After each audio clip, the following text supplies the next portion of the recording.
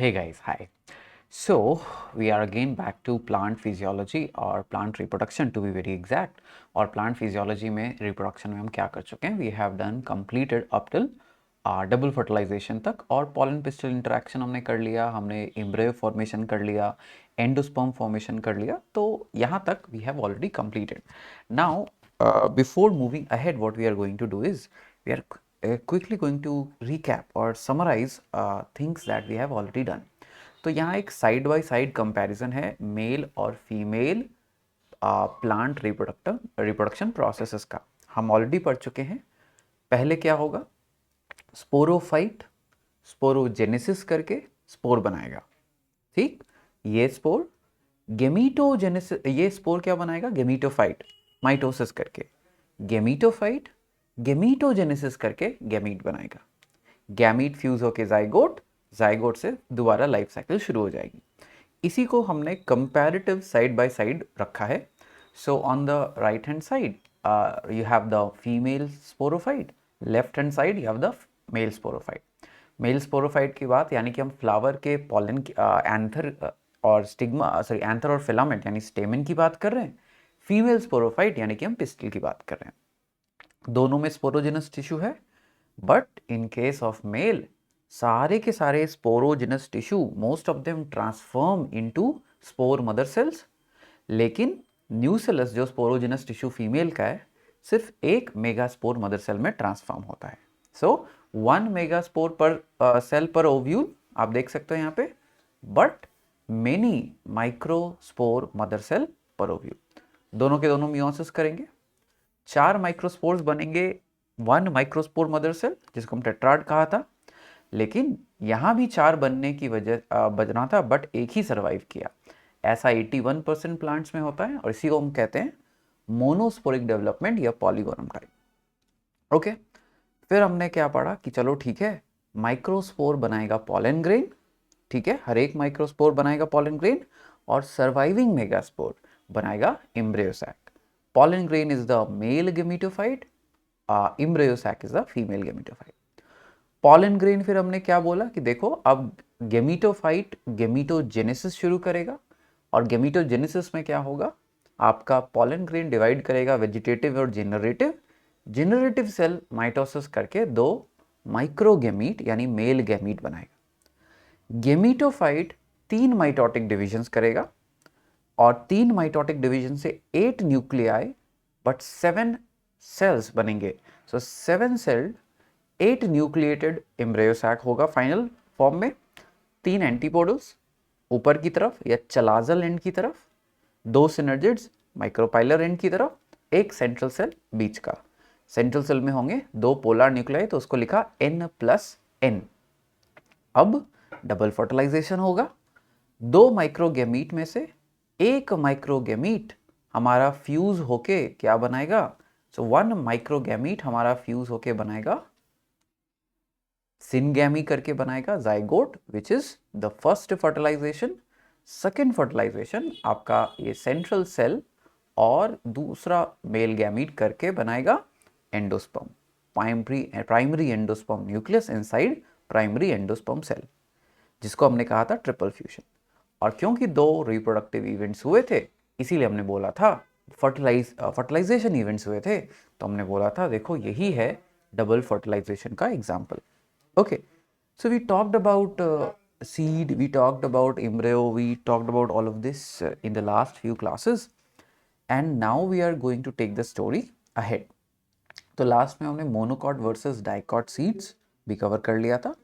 We understood the difference between them. इस class में we are going to take the story ahead. We are going to try to understand the 2 types of seeds and the 2 types of embryos inside them. Embryos we have already covered. So monocot seed or dicot seed. So a typical monocot seed and a typical dicot seed. Now a typical monocot seed, monocot means mono, single, cot, cotyledon. Cotyledon क्या है? It's a leaf-like structure. You can assume it's a leaf-like structure which will function in a singular fashion. एक ही काम होगा उसका. Take the endosperm, the nutrients from the endosperm, give it to the embryo so that the embryo can grow and develop. सो अगर हम monocot seed की बात करेंगे, the monocot seed has got a lot of endosperm and seed maturation के पहले endosperm utilise नहीं होता है. Most of the endosperm remains intact. The endosperm is circled by aleurone layer, और हम प्लांट ग्रोथ एंड डेवलपमेंट में इसी aleurone layer की बात करते हैं. It is this aleurone layer that secretes enzyme like amylases, और एमाइलेजेस एंडोस्पर्म जो कि प्रोटीन और लिपिड्स में रिच होता, कार्बोहाइड्रेट्स में रिच होता है, उसको डाइजेस्ट करके न्यूट्रिएंट्स अवेलेबल कराएगा आपके ग्रोइंग एम्ब्रियो के लिए. फिर सिंगल कॉटिलेडन को हमने स्कूटेलम बोला, ये एम्ब्रियो के स्ट्रक्चर में हम देख चुके हैं. Coleoptile, plumule, radicle, root cap, coleorhiza, ये भी हम ऑलरेडी देख चुके हैं. और डाइकॉट्स के केसेस में what we have seen already, once again we have seen 2 cotyledons, ये 2 कॉटिलेडन्स होंगे. ऊपर आपके प्ल्यूम्यूल से निकल रहा 2 लीफी स्ट्रक्चर्स को हम एपिकोटाइल बोलेंगे. फिर ये छोटा सा प्ल्यूम्यूल पॉइंट करेंगे, हाइपोकोटाइल और रेडिकल पॉइंट करेंगे. अब एक चीज़ यहाँ पे ध्यान देने वाली बात है, सीड कोट. ये सीड कोट कहाँ से आया? चाहे एंडोस्पर्म चाहे मोनोकॉट हो या डाइकॉट हो, in both the cases the seed was protected, the ovule, not seed, ovule was protected by 2 integuments. 2 integuments बाहर की तरफ आपके एम्ब्रियो को प्रोटेक्ट, एम्ब्रियो सैक को एंड देन एम्ब्रियो को प्रोटेक्ट कर रहे थे. Those integuments form the seed coat. अब 2 इंटेग्यूमेंट्स है ना, आउटर एंड इनर, तो 2 लेयर्स बनेंगे सीड कोट के, आउटर एंड इनर. आउटर वाले को बोलेंगे टेस्टा, इनर वाले को बोलेंगे tegmen. Testa and tegmen. Now जैसे ovule and ovule structures transform into seed and seed structures, ovary and ovary structures transform into fruit and fruit structures. Ovule seed बनाएगा, ovary fruit बनाएगा. Basic funda है, ठीक. Sorry, my mobile आज मुझे बंद करना चाहिए था, but it keeps on giving me some or the other messages. Now अब टेस्टा एंड टेगमेन पे हम 2 चीज़ों की बात करेंगे, माइक्रोपाइल की और हाइलम की. Now what is hilum? Hilum is the same place जहाँ पे फ्यूनिकल अटैच था. मैं आपको, I just want to remind you this, if this was ovary and if we assume basal placentation, अगर हम बेसल प्लेसेंटेशन मान के चलें, then at the base of the ovary was placenta. Placenta से निकला था एक स्टॉक जिसको हमने बोला था फ्यूनिकल. फ्यूनिकल से निकला था आपका ओव्यूल, एंड जब पॉइंट पे, जिस पॉइंट पे आपका ovule was attached to the placenta, उसी को हमने बोला था हाइलम. जब ये सीड, ओव्यूल जब सीड बन गया तो इट विल डिटैच, तो ये जो अटैचमेंट पॉइंट था उसी को हमने बोल दिया है हाइलम. सो अब अटैचमेंट पॉइंट पे यूनिकल तो है नहीं, the stalk is gone, so there will be a scar left on the seed coat, and this scar which is left on the seed coat, this scar is called hilum.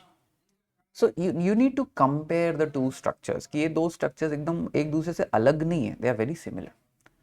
अब micropyle remains as a small pore that allows the entry of oxygen and water. अब ये oxygen और water की entry के लिए एक whole है. ये होल कोई नई चीज नहीं है. आई होप यू रिमेंबर, जहां पे outer and inner integuments absent थे, नॉट प्रेजेंट थे, उसी होल को हमने माइक्रोपाइल बोला था.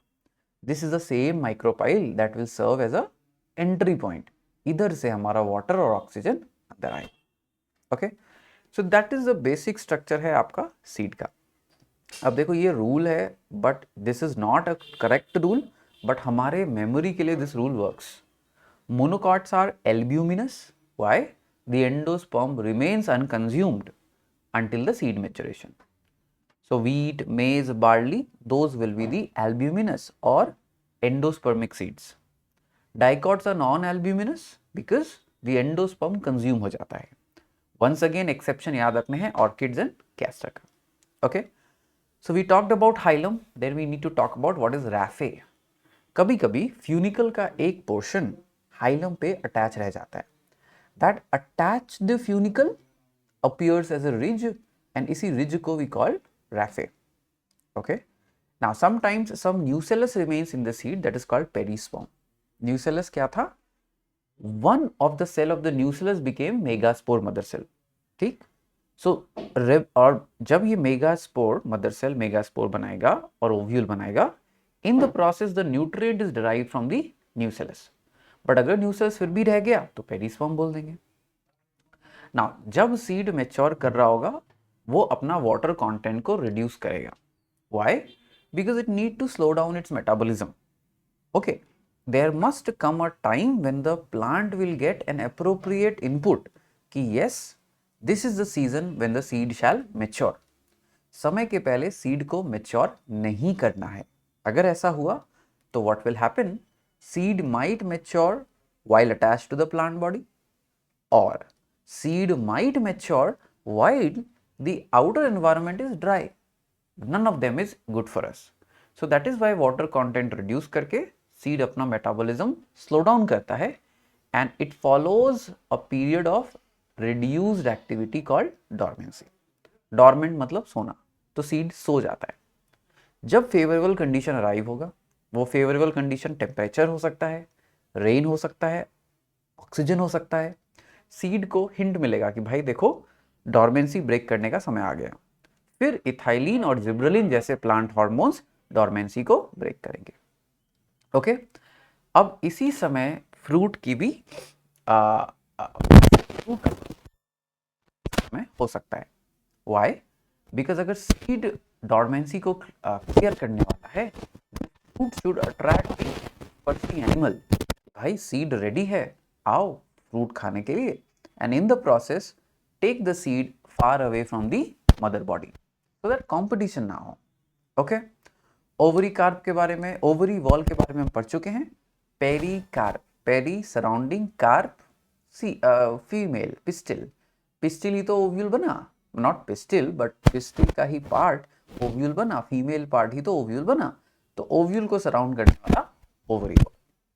नाउ टाइप्स ऑफ फ्रूट हम मॉर्फोलॉजी में पढ़ चुके हैं. We will not revise it, but just so that you know, fruits could be true fruits, false fruits, aggregate fruits, multiple fruits, parthenocarpic fruits. वो सारा चीज आपके दिमाग में रन हो जाना चाहिए.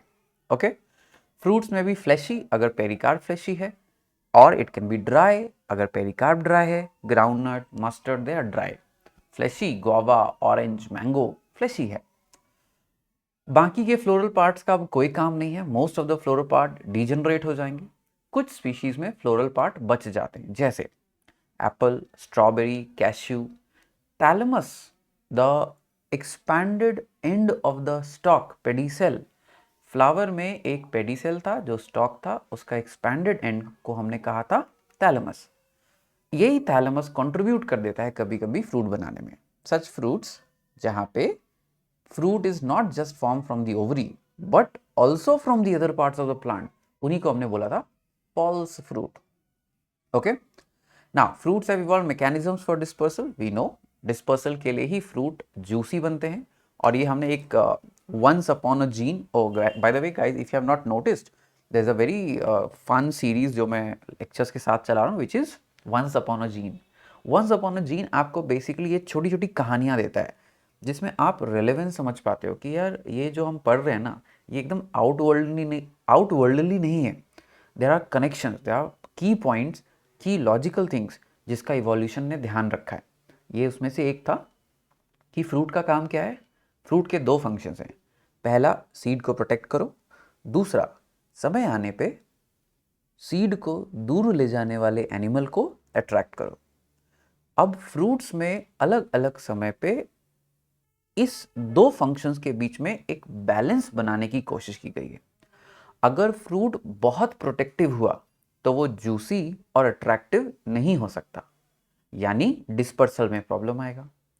अगर फ्रूट बहुत जूसी और अट्रैक्टिव बना तो एनिमल बहुत ज़्यादा खाने आएंगे और डिस्पर्सल तो हो जाएगा, बट डिस्पर्स करने के लिए कुछ बचेगा ही नहीं. हो सकता है एनिमल सीड को डैमेज कर दें. Okay, so fruit has evolved mechanisms for dispersal as well as mechanisms to prevent damage to the seeds. Okay, now parthenocarpic fruit हमने क्या बोला था कि ऐसे फ्रूट जो डेवलप हो जाएं बिना फर्टिलाइजेशन के। देखो बाय डिफॉल्ट लॉजिक क्या है प्लांट का कि भाई सीड के लिए वेट करो, फर्टिलाइजेशन के लिए वेट करो, अगर फर्टिलाइजेशन हो गया है तब जाके सीड प्रोड्यूस होगा, तब जाके फ्रूट प्रोड्यूस होगा। इट मेक सेंस ना। फ्रूट एक जूसी कार्बोहाइड्रेट रिच स्ट्रक्चर है, मैं उतना खर्च ही क्यों करूं अगर मेरा फर्टिलाइजेशन ही नहीं हुआ तो। बट कभी कभी करना पड़ता है, जब ये करना पड़ता है वाली बात आएगी दैट इज पार्थिनोकार्पी। सीड नहीं बनाए, फर्टिलाइजेशन नहीं हुआ है, फिर भी फ्रूट ने फॉर्म कर लिया, तो दैट इज पार्थिनोकार्पी। इसका एडवांटेजेस भी मैंने एक शॉर्ट में लिंक किया था कि क्यों करते हैं ऐसा। मल्टीपल रीजंस है। एक रीज़न ये होगा कि चलो इस बार किसी वजह से आपका जो पॉलिनेटर है उसको बीमारी हो गई, तो बीमारी हो गई तो प्लांट रिप्रोडक्शन तो रोक नहीं सकता ना, तो प्लांट पार्थिनोकार्पी करेगा। सीड नहीं बनेगा बट फ्रूट्स स्टिल बनेंगे, ताकि चलो बीमारी हो गई, कम एनिमल्स हैं, फिर भी कोई तो आ जाएगा। और पार्थिनोकार्पी से अगर वो एनिमल नहीं आ रहा, दूसरे एनिमल आ रहे हैं, तो कम से कम वो सीड नहीं तो प्लांट के कोई वेजिटेटिव पार्ट को तो प्रोपोगेट कर देंगे, जिससे प्लांट की लाइफ कंटिन्यू होती रहे। और अगली बार जब पॉलिनेटर रिकवर कर चुका होगा अपनी बीमारी से, तो वो सीड का ट्रांसफर कर सकता है। और सीजन खराब है, सीड्स ज़्यादा प्रोड्यूस नहीं हुए, तो ऐसा ना हो कि अगले बार पॉलिनेटर वहाँ का रास्ता ही भूल गया हो। तो पार्थिनोकार्पी से फ्रूट प्रोड्यूस करके मैं पॉलिनेटर को याद दिला रहा हूँ कि भाई भूल मत जाना, इस पेड़ पे इस तरह के फ्रूट्स लगते हैं, आते रहना, मिलते रहना, तो लॉजिक है बेटा, पूरे प्लांट हो या एनिमल किंगडम हो, बायोलॉजी में देख लो, हर चीज़ का लॉजिक है। Okay, advantages of seed formation. अब सीड क्यों ही फॉर्म हो रहा है, तो pollination and fertilisation are independent of water, but seed formation is dependable as it can withstand harsh conditions. आप समझो एक बात को कि सीड कम वाटर या हार्श कंडीशन लाइक सूखापन, ड्रॉट मतलब सूखापन, तो इस पे कम, इससे कम डिस्टर्ब होता है क्योंकि वो विथस्टैंड कर सकता है। पॉलिनेशन अगर ज़्यादा पानी नहीं है तो पॉलिनेटर को प्रॉब्लम होगा। वंस अगेन फर्टिलाइजेशन के लिए भी फ्लावर का ब्लूम होना, एबायोटिक या बायोटिक एजेंट का होना, ये सब ज़रूरी होता है। बट सीड जो है वो हार्श कंडीशन में भी सरवाइव कर सकता है, और इसकी वजह से वो रिप्रोडक्शन के लिए बहुत इंपॉर्टेंट रोल प्ले करता है। ओके, नाउ सीड में स्ट्रैटेजीज भी हैं डिस्पर्सल के लिए। जब तक प्लांट फोटोसिंथेसिस करने के केपेबल ना हो, until they are capable for photogenesis, seed का काम क्या है, प्रोटेक्ट भी करो, फूड भी प्रोवाइड करो। एंडोस्पर्म से फूड प्रोवाइड करेंगे, सीड कोट से प्रोटेक्शन करेंगे। क्योंकि सीड प्रोडक्शन इसका मतलब ही है सेक्सुअल रिप्रोडक्शन, यानी वेरिएशंस बनाएगा। डॉर्मेंसी और डिहाइड्रेशन की डॉर्मेंसी की मदद से, डिहाइड्रेशन की मदद से सीड कोशिश करता है कि अनफेवरेबल कंडीशंस को हम सरवाइव कर सकें। तो what are the advantages of the seed? They are more dependable, they protect as well as nourish the embryo, क्योंकि सेक्सुअल रिप्रोडक्शन के वजह से बन रहा है तो they have more variation. And because dormancy है तो उसको स्टोर करना, हमारे लिए उसको स्टोर करना या इवन एनवायरनमेंट में उसका सर्वाइव करना इज वेरी गुड। कुछ सीड्स वायबिलिटी बहुत जल्दी खो देते हैं, बट कुछ सीड्स मंथ एंड ईयर्स के लिए अपनी वायबिलिटी को मेंटेन करेंगे। अब दो एग्जाम्पल है और आपको इसके इन एग्जाम्पल्स के लिए तीन चीज़ याद रखनी पड़ती है। बायोलॉजिकल नाम लूपिनस आर्टिकस। लूपिनस आर्टिकस हमें कहाँ से मिला था? आर्टिक तुंद्रा से मिला था। और कितने साल बाद जर्मिनेट किया था? 10,000 ईयर्स बाद। फीनिक्स डैक्टिलीफेरा, ये कहाँ से मिला था? किंग हेरोड्स के पैलेस से मिला था, और 2000 साल बाद आपका जर्मिनेट किया गया था। अब इस बात को समझो, हम इसी को घुमा फिरा के पूछेंगे। हम आपको मैच द फॉलोइंग देंगे, choose which option matches the 3 columns perfectly. A Lupinus arcticus, King Herod's palace, 10,000 years. सही है? नहीं, किंग हेरोड पैलेस से फीनक्स डैक्टिलीफेरा था। Phoenix dactylifera 10,000 years, Arctic tundra, गलत। Phoenix dactylifera, King Herod's palace 2000 years, correct. अब ऐसे question नहीं पूछने चाहिए, बट ठीक है, अब नीट पूछता है तो हमें पढ़ना पड़ेगा। ओके, नाउ कुछ एनसीईआरटी थॉट्स हैं जो आपको ध्यान देना पड़ेगा। Okay, now number of seeds inside a fruit can vary, ठीक है।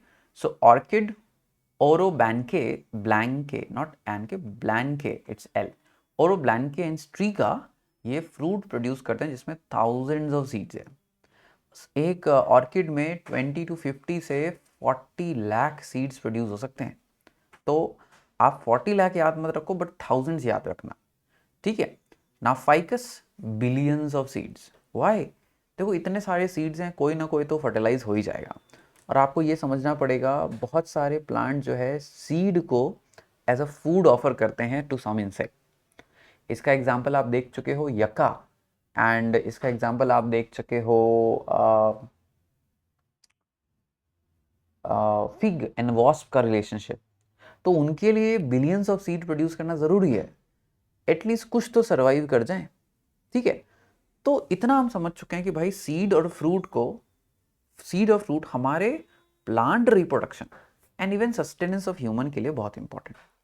अब एक बहुत दिलचस्प कहानी है, देखो कई बार कहानियों में, मतलब हमारी ट्रेडिशनल कहानियों में, दादी नानी की कहानियों में मनु जैसे हीरो का जिक्र होता है, या नोआ जैसे हीरो का जिक्र होता है। जब बाढ़ आने वाली थी तो मनु ने दुनिया के कुछ लोगों को बचाया था, याद है? वो कहानियां हैं, मतलब योर पर्सनल फेथ, बट कहानियां हैं। नोआ ने भी कुछ लोगों को एक आर्क पे, एक स्पेशल नाव पे बचाया था। वैसे इंसान भी एक मॉडर्न डे मनु या मॉडर्न डे नोआ की तरह काम कर रहा है। इंसान भी ऐसे जगह बना रहा है, ऐसे स्टोरेज हाउसेस बना रहा है जहाँ पे दुनिया भर के सीड्स स्टोर्ड हैं। क्यों? क्योंकि अगर कोई कैटास्ट्रोफिक समय आया, अगर कोई वॉर हो गई, अगर कोई एक्स्ट्रा टेरेस्ट्रियल एक्टिविटी हो गई जिससे लाइफ डिस्ट्रॉय हो जाए, तो फिर इंसान वापस इस सीड्स को यूज़ करके प्रोपगेट कर सके। इसका एक एग्जाम्पल है Svalbard global vault, Norwegian island of Spitsbergen में। नॉर्वे में एक आइलैंड है स्पिट्सबर्ग, वहाँ पे स्वालबार्ड है। 2022 तक, अभी तो 2026 हो गया, 2022 तक 11,95,000 सैंपल ऑफ सीड्स वहाँ पे स्टोर्ड हैं। और ये 11 लाख सीड्स 93 जीन बैंक्स और इंस्टीट्यूट्स फ्रॉम वर्ल्ड ओवर से भेजे गए हैं। वहाँ पे -18 डिग्रीज पे ये स्टोर्ड है। नॉर्वे ना बहुत ठंडी कंट्री है बेटा, बहुत सारा आइस है, और स्वालबार्ड जो है वो पूरा का पूरा आइस के अंदर बना हुआ है। तो अगर मान लो किसी भी वजह से पूरी दुनिया तबाह हो गई, फिर भी 200 साल लगेंगे इस टेम्परेचर को -18 से 0 with complete failure of electricity. पहले तो इलेक्ट्रिसिटी फेलियर ना हो उसके लिए भी बंदोबस्त किए गए हैं, ठीक है। बट अगर सब कुछ फेल हो जाए, फिर भी 200 साल लगेंगे उस सीड्स को 0 डिग्री पहुंचने में। अब इंडिया ने अपने कुछ सीड स्वालबार्ड में स्टोर किए हैं, क्योंकि इंडिया के पास पहाड़ों की बहुत बड़ी श्रृंखला है। तो लद्दाख में शांगला करके एक जगह है, 5200 इंडिया ने भी अपने कुछ सीड स्टोर करके रखा। तो स्वालबार्ड और शांगला आपको अच्छी चीजें हैं जो पता होनी चाहिए, ठीक है। बेटर है that you know them. Okay, so this brings us to the conclusion of this video. Now अगले वीडियो में we'll do the structure of some seeds. अब ये स्ट्रक्चर को इग्नोर क्वेश्चन आते हैं, ठीक है। वैसे देखो इसमें कुछ समझने का नहीं है, याद रखने का है। ओके, ऐसा करते हैं कि let's finish this second, because ये structures you need to more of not remember, there is nothing to understand here. अलग अलग सीड्स का स्ट्रक्चर है, हाइपोकोटाइल, एपिकोटाइल, तो there is less to understand, more to remember. Seed coat होगा, endosperm होगा, cotyledon होगा, plumule होगा, radicle होगा, ठीक है। So everything is self explanatory, take screenshots if you want, okay, and try to remember them. Otherwise आपके पास ये book NCERT mapped for grade bio 12 आप वेबसाइट से ऑर्डर कर ही सकते हो, and that would also help you.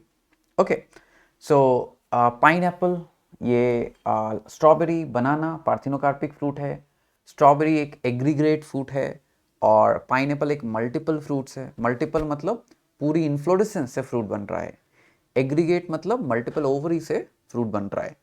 तो you can look at these structures and try to understand them, मतलब mostly याद रखना है कि ब्रैक्ट है, और ये सारी चीज़ें हम मॉर्फोलॉजी में भी कवर कर चुके हैं। ओके, चलो अब आते हैं एप्पल के बारे में भी प्लीज़ देख लेना इस चीज़ को। फ्लैशी थैलेमस है, फ्लैशी थैलेमस क्योंकि ये एक फॉल्स फ्रूट है। थैलेमस कंट्रीब्यूट करता है towards formation of fruit. Stock is nothing but pedicel, और कभी कभी आपको जो ऊपर दिख जाते हैं वो आपके एप्पल में वैसे रेयरली दिखेगा, बट कभी कभी ब्रिंजल में आपको दिखेगा, that is the persistent calyx. एक्सोकार्प, mesocarp, endocarp, जब आप सेब को काटते हो तो एकदम सेंटर पे सीड है, और सीड के जस्ट बाहर जो स्ट्रक्चर होता है that is the endocarp. Endocarp, mesocarp, एक्सोकार्प अगर आप भूल चुके हो तो पेरिकार्प के 3 लेयर्स हो सकते हैं। बाहर वाला एपी या एक्सोकार्प, बीच वाला मीजोकार्प, और सबसे अंदर वाला एंडोकार्प। ज़रूरी नहीं है कि आपको हमेशा ये 3 लेयर्स दिखें और हमेशा आप इसको डिफ्रेंशिएट कर पाओ, बिल्कुल ज़रूरी नहीं है। ओके, नाउ मेज सीड, इसमें आप क्या देख सकते हो, पेरिकार्प और सीड कोट डिफ्यूज्ड है। सो मेज में आपका मेन पार्ट जो हम खाते हैं दैट इज दी एंडोस्पर्म, ये रहा आपका endosperm. Endosperm is surrounded by aleurone layer, बाहर आपका सीड कोट और पेरिकार्प फ्यूज्ड है। इस डायग्राम में आप स्कूटलम देख सकते हो, कोलियोप्टाइल देख सकते हो, प्यूम्यूल देख सकते हो, रेडिकल, रूट कैप और कोलियोराइजर देख सकते हो। ओके, नाउ अब हम आएंगे last topic of this entire chapter, and confusing लगता है बट है नहीं, ठीक है। अगर आपने ध्यान दिया तो बहुत ईजी है। एपोमिक्सिस पार्थिनोकार्पी पॉली इम्ब्रायोनी, नाम में ही मतलब छिपा हुआ है। Okay, now parthenocarpy fruit production होगा बट सेक्सुअल रिप्रोडक्शन नहीं हुआ, सीड फॉर्मेशन नहीं हुआ, नो सीड्स। अब वंस अगेन ये एक वंस अपॉन जीन वाले वीडियो में मैंने समझाया था कि देखो प्लांट ऐसा कर ही क्यों रहा है, क्योंकि किसी ना किसी वजह से सीड का बनना पॉसिबल नहीं हो पाया, ये सीड का बनना एडवांटेजियस नहीं रहा, तो इवोल्यूशन ने पार्थिनोकार्पी को चूज किया, क्योंकि सेक्सुअल रिप्रोडक्शन ना करके अब वो एसेक्सुअल रिप्रोडक्शन को स्विच कर चुका है। ओके, बनाना में ऐसे सीड्स बन गए एक बार जो इतने हार्ड थे कि वो अब रिप्रोडक्शन कर ही नहीं सकते।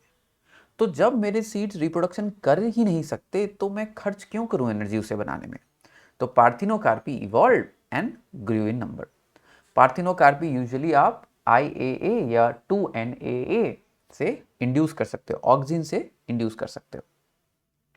अब लोग पार्थिनोकार्पी और एपोमिक्सिस में कंफ्यूज होते हैं। मिक्सिस, मिक्स होना, यानी मेल गैमीट और फीमेल गैमीट का मिक्स होना। Apo, without.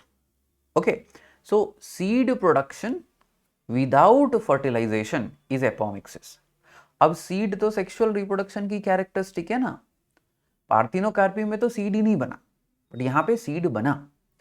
अब क्योंकि फर्टिलाइजेशन नहीं हुआ तो most of the chances are कि मियोसिस एंड सिनगैमी नहीं हुआ होगा। So it's a form of asexual reproduction that mimics, copy करता है सेक्सुअल रिप्रोडक्शन को। अब कैसे हो सकता है, haploid embryo develop from unfertilised egg. Haploid egg था बट उसी से एम्ब्रियो बन गया, उसी से आपका सीड बन गया, ठीक है।